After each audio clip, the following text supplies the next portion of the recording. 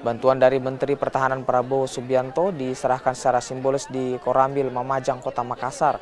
Sebanyak 1.415 motor diserahkan kepada Babinsa yang bertugas di Provinsi Sulawesi Selatan, Sulawesi Barat, Sulawesi Tengah, dan juga Sulawesi Tenggara. Kehadiran Prabowo juga untuk menyampaikan penghargaan dan juga apresiasi pada seluruh aparat teritorial TNI yang berada di daerah. Prabowo juga menitipkan motor dari hasil uang rakyat agar dijaga dan dimanfaatkan dengan baik dalam bertugas.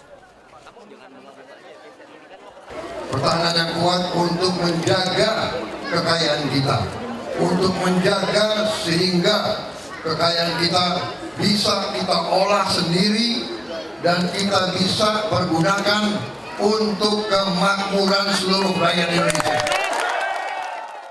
Ucapan terima kasih kepada Bapak Menhan bahwa dengan adanya motor ini Babinsa bisa ke wilayah, ke tempat yang susah pun kita bisa jangkau. Selain itu kita juga dekat dengan masyarakat dengan adanya motor ini. Terima kasih banyak Bapak Menhan atas bantuan motornya.